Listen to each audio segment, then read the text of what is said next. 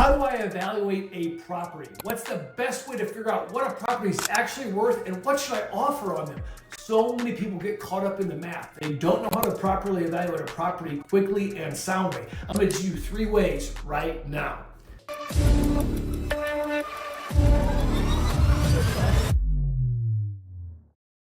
Hey guys, I'm Jay Lehman. Welcome to my YouTube channel. I'm a licensed real estate agent here in Central Illinois. I'm also a real estate investor, and I help real estate investors like you all the time buy cash flowing assets in Central Illinois. So I want to give you 3 back of the napkin tactics to help you evaluate rental property. Know if it's a good deal, bad deal, or if it hits your metrics so that you can start building wealth through real estate.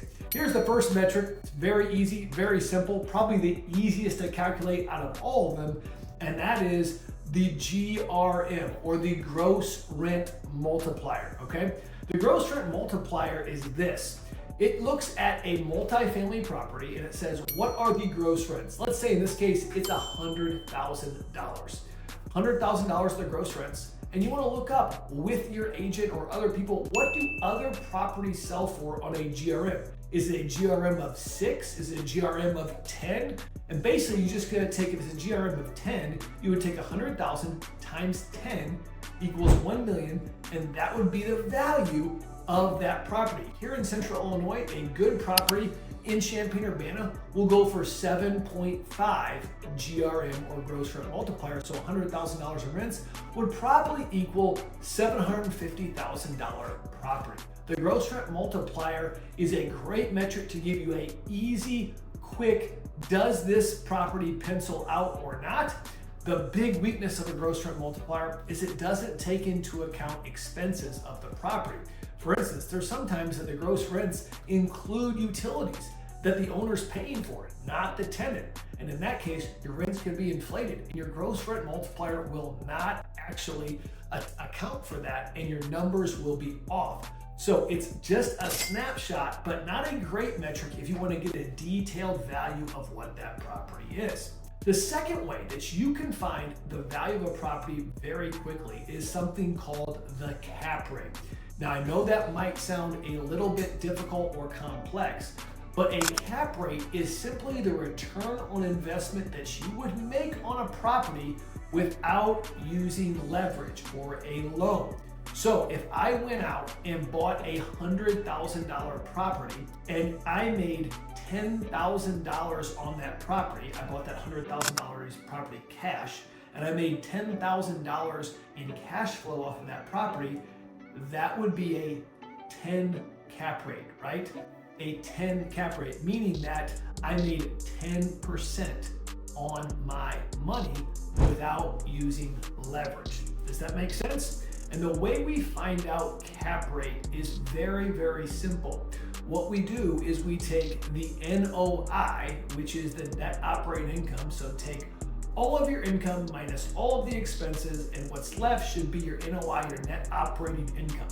And you take your net operating income and divide it by the purchase price. You take $10,000, which is your net operating income that you made, minus divided by $100,000, and that'll give you 10%, or a 10 cap rate, right? So that is how you find cap rate. What I like about cap rate is it does take into account expenses and gives you a clear picture, but it doesn't always take into account leverage, because when you're calculating cap rate, you're really calculating outside of leverage, okay, or using a loan.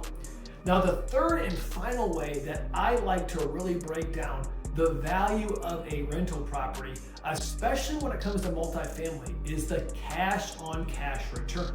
Simply stated, for the cash that I put down on the down payment, what is the return I'm going to get in 1 year? And this is a snapshot of the cash flow that you will see.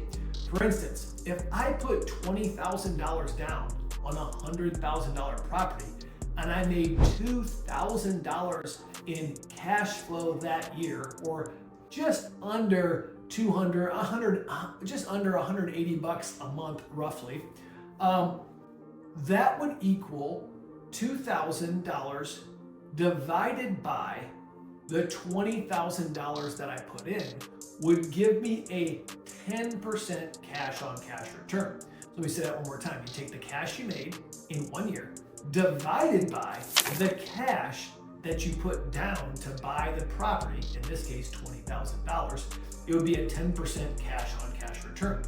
Now, it's a great way to figure out what cash flow does for you, but it doesn't take into account the pay down appreciation of the property or the depreciation you can collect on your taxes, but it's a snapshot of profitability. And with cash on cash return, obviously the less money you put down and the more cash flow you have, the better it is. And so if I were to put $10,000 down on a $100,000 property and make $2,000 in cash flow, well, that would be a 20% cash on cash return, 2,000 divided by $10,000. Guys, let me tell you, the gross rent multiplier, the cap rate, and the cash on cash return all have their place when evaluating real estate. The question is, what is the one that works best for you and for your market? All of them have their strengths, all of them have their weaknesses, but when you're trying to buy multifamily real estate or a portfolio of single family homes or just a single family home, these can all be valuable metrics that will help you evaluate if this real estate is really a good purchase for you when it comes to creating long-term wealth. Hey, if this brought you value, would you comment below and tell me which one is your favorite? Is it a GRM? Is it cap rate? Is it cash on cash return? And also ring the bell for notifications. I want everybody to know what we're doing here in Central Illinois as far as real estate goes. Let's go.